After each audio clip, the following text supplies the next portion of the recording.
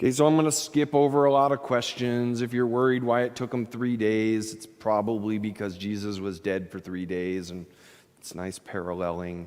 If you're wondering how parents can't know that that he wasn't with them, think a whole lot of people, all the people going north from Jerusalem who all knew each other. You just assume he's one of the kids running around.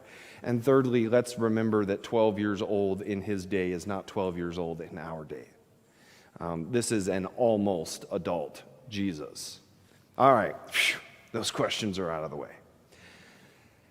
A few years ago, I was reading a study. I'm always amazed and a little jealous at the people who have jobs just studying phenomena that don't seem like anyone would pay you to study it, right? You know, earlier this year, I used some work from Texas A&M around the Great Resignation and a guy who gets paid to research how people resign from jobs.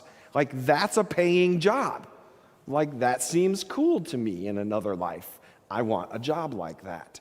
Well, so just in the same way, there are people who do nothing but track online phenomena, right? Like, and this article was talking about what the internet did, or what really social networking did for the internet to finally realize why Al Gore invented it. Thank you. Some people laughed at that one. Okay. That's just Google it. So anyway, the internet sat there. I mean, my dad was one of those early adopters. He owned his own printing company, like high-end, like long, 100 feet long presses. And so digital world was a thing to him. Computers were a threat to him. So he was an early adopter of technology. And we got Prodigy early on when you did the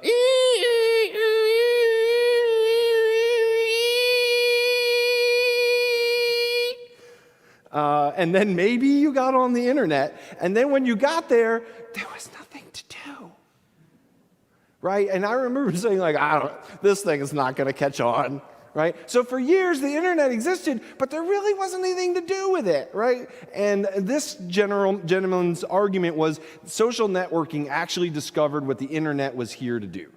And he tracked innovation online. And so he used this one example of a YouTuber who YouTubes a dance that they've just kind of made up on the spot. And they throw it up on YouTube, and within a day, there are people in China YouTubing them with their version of that dance. Like, so the rapidity and the speed with which social phenomenon could move around the world. Friedman's "the world now is flat again," right? Because we're all geographic neighbors to each other.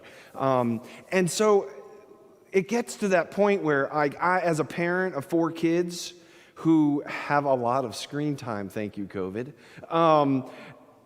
Every time my kids say something insightful, I'm like, did you just listen to someone say that on YouTube, or did you come up with that on your own? Right? And as a person who likes to give attestation to everything, I am struck down to a place like Solomon needing to say, there's nothing new under the sun. I have 0 thoughts that have not been said before. Go Google a good sermon. We're done here. But what I want to track really is this idea of innovation and the speed of innovation, and this idea that our ideas don't live in vacuums.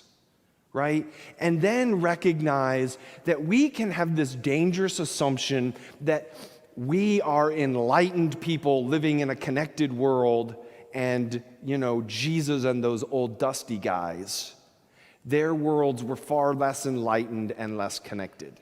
We're doing Philippians on Wednesday night, and one of the arguments against the idea that Paul was imprisoned in Rome at the time of the writing is that the writing indicates a passage back and forth of about 4 times. It takes 2 months in their day to go from Rome to Philippi on the Greek Macedonian border of the Adriatic Sea.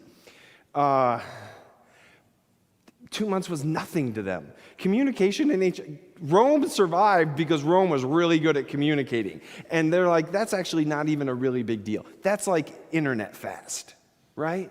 So we need to understand that they're innovating too, and they're playing off each other too. And when I crazily said to the worship committee, sure, I can create a Minor Prophets sermon series in 1 week, and so then had to dive in Tuesday, Wednesday, and Thursday to the Minor Prophets, which is not necessarily good for anyone's sanity. One of the things that's fascinating is that one of the arguments for why they're all on one scroll is this idea that each of the prophets is actually riffing off the prophet before them. Okay, so pop culture reference, so playing off of. They've heard, Hosea has heard what Amos had to say, so he's picking up in some ways after where he was. And we may not always imagine that in the world without telephones, you can even know what's happening hundreds of miles away, but they did, and they do. And I think that's important because we can have this tendency to want to say, let texts stand for themselves and don't cross-pollinate all this stuff. But they're way more cross-pollinated than we might imagine. And so when Jesus and the gospel writers are quoting the Old Testament, it's because they've been living and breathing and reading these things forever. And when Luke says the parents are searching for him for 3 days, maybe it took 3 days. I wasn't there, but 3 days is an important number. Jonah was in the belly of a whale for 3 days. Jesus will be dead for 3 days. Lazarus is dead for 3 days. There's this idea that he's trying to put forth to us that for Mary and Joseph, for 3 days, their child is dead. That's the level of anxiety they're experiencing. And we who don't always know all of the scriptures, don't always know when these people are playing off something that's in another text because they're so deeply embedded in it, they don't explain their references to you.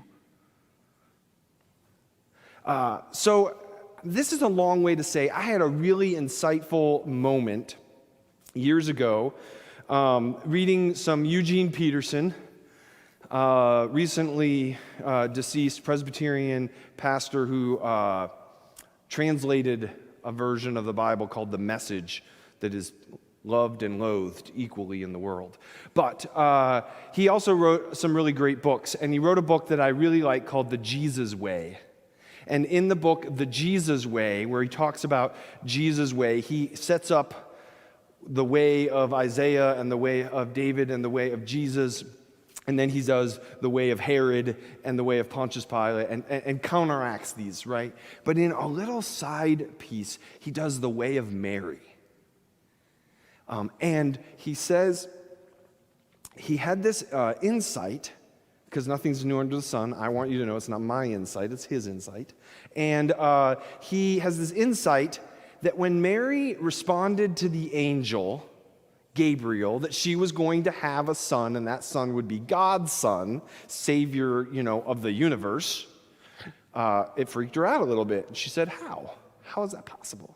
Right? And then Jesus, God, Gabriel, God, same voice, different people. Explain it better. Mary says these words: "Let it be with me according to your word." He says, now think what's happening in the Garden of Gethsemane, right before Jesus gets arrested on the eve of Jesus' death. Jesus prays a very long, anguished prayer to Jesus' Father to let this cup pass from me.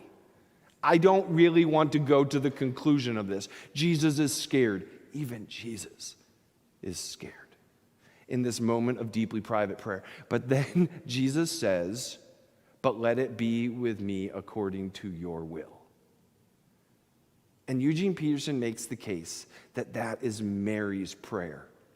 And Mary prayed this prayer with Jesus as a child all the days of his life, such that when Jesus gets into a crisis moment, he falls back on the wisdom of those who taught him faith.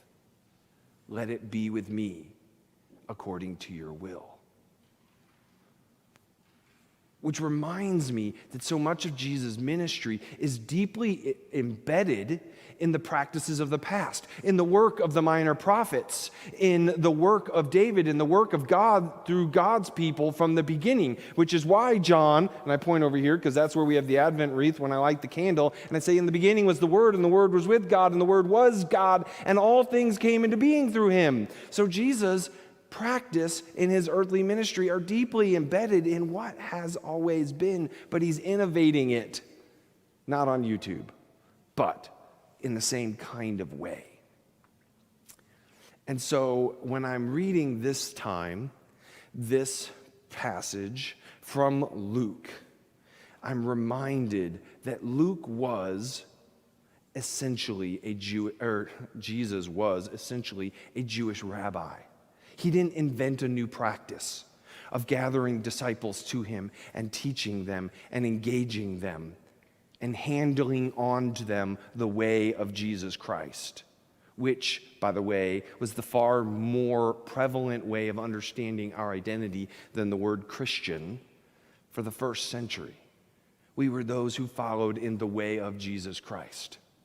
And here in this text, Jesus says to his mother, of course I'm with the rabbis of his day, engaging the word, wrestling with my faith.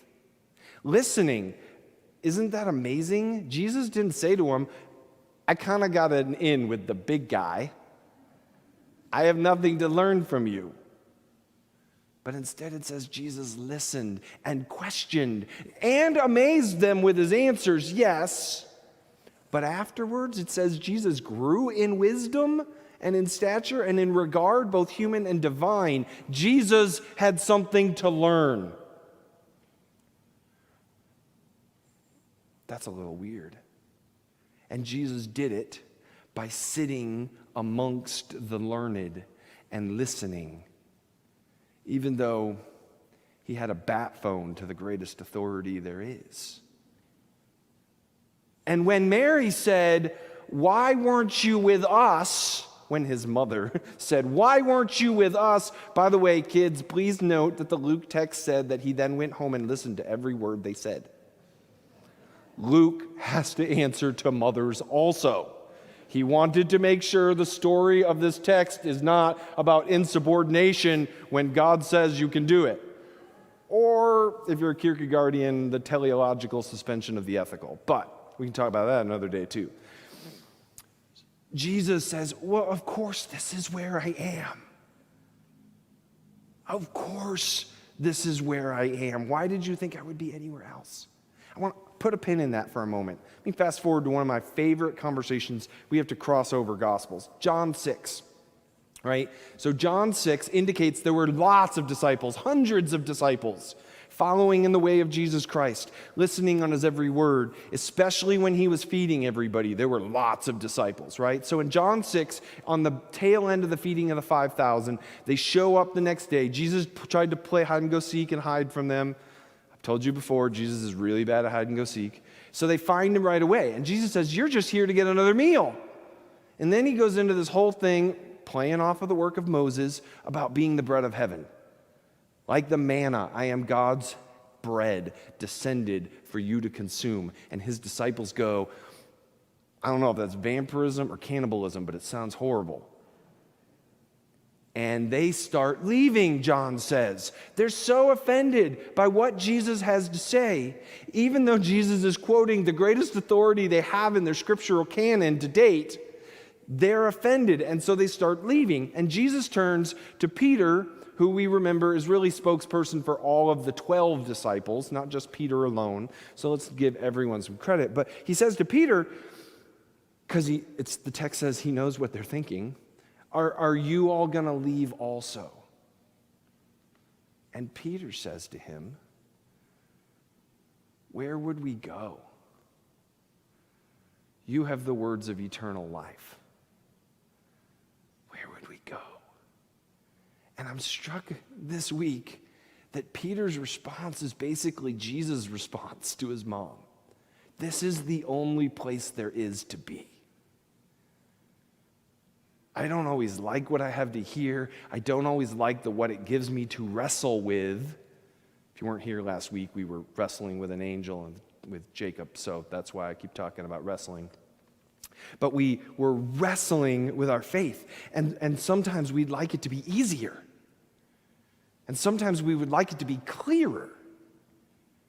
But what Jesus understood at 12 and what Peter understands at whatever unknown middle age he is despite that I do not always like what Jesus has to say, there is no place I'd rather be than sitting with him and learning and growing in wisdom and stature and in divine and human favor. A human favor that will lead to his death. That's another sermon too. The point that I think that we start to get is that Jesus learned this model and then he incorporated this model into his life and then he passes this model on to generation after generation. This is why we lay hands when we ordain leaders like we did, was that seriously only a week ago? Yeah. So when we ordained new elders and deacons, we laid hands, and it's a little vestige of apostolic succession, and sometimes my anti-hierarchical notion doesn't really like it, except the point of it is to remind us that from generation to generation to generation, we have passed on deep and abiding practices of faith and wrestling to the generation that is to come. So what does this all mean to us? It means that you never graduated from Sunday school. It means there was no certificate that God gave out, or I give out, or any church gives out that says you're done learning, you're done growing, you're done expanding and understanding the world in new and different ways. The other day, I clicked on the Facebook memories, and it popped up something, a little like dumb kind of meme thing that I shared about what ACC school you root for, because back in those days I lived in the Southeast, and mostly like to make fun of Southeast ACC, SEC schools because that's what Big Ten people do when they can't show you their championship rings. But I couldn't believe I had shared it because in it there were multiple things that were just didn't fit my sense of human dignity that I would want to lift up. And I was struck by the fact that I'm not who I was 10 years ago. I hope and pray none of us are who we were 10 years ago. We carry these practices of faith that are tried and true, but we have to engage them over and over and over again. Because even Jesus sat at the foot of the teachers of his day and said, "Tell me what I need to learn." And if Jesus had to do it, spoiler alert, so do we.